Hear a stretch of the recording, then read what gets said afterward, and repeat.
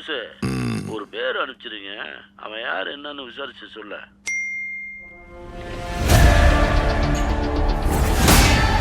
தொற்றுலையே ஏன் சம்பவம் பண்றவனு கேள்விப்பட்டிருப்ப, அதுல ரெக்கார்டு வைக்கிறவனு கேள்விப்பட்டிருக்கியா?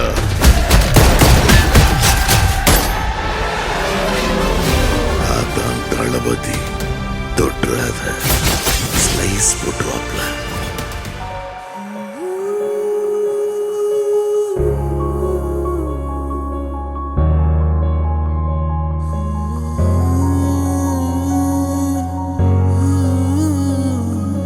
எப்படி வந்தாயோ புன்னகை தந்தாயோ, எப்படி வந்தாயோ என்னையும் கொண்டாயோ, கேளாமலே கையில் வந்த கட்டி தங்கம் நீயே, தள்ளாமலே தள்ளாடுற நானே, இல்லாமலே போனே நடி பெண்ணே உன்னால் தானே.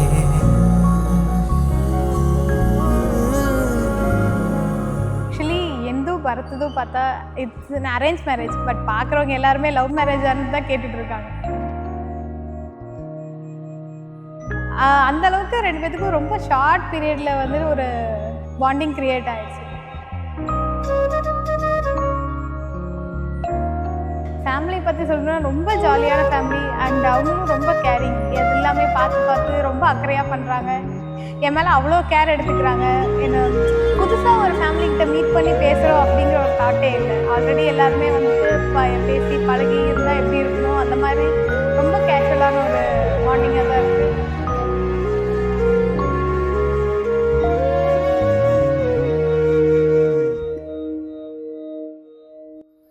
எங்கள் ஜர்னி பற்றி நான் சொல்லணும்னா, எங்களது அரேஞ்ச் மேரேஜ்.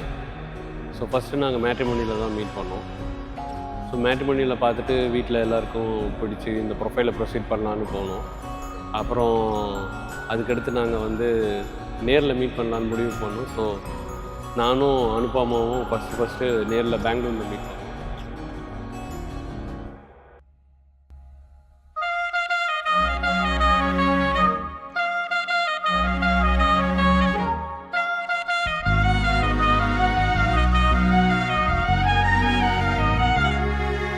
பத்தாம போயாச்சே பூமி எல்லாம் எங்க, கேட்காம வாரண்டி உன் மனசில் நான் தங்க, கண்ணுக்குள்ள உன் கனவ பாக்குறண்டி, கண்டதெல்லாம் பலிக்கத்தான் வேண்டுரண்டி, என்னை பத்தி இன்னும் சொல்ல தோணுதடி, இப்படியே நானும் போக வேணுமடி.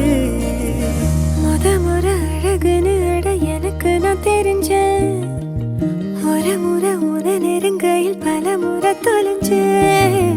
எப்படி வந்தாயோ புன்னகை தந்தாயோ, எப்படி வந்தாயோ என்னையும் கொண்டாயோ, எண்ணங்களில் எந்நேரமும் யோசனை தானே, தள்ளாமலே தள்ளாடுற நானே, கண்ணாடியின் பிம்பங்களில் நான் இல்லையே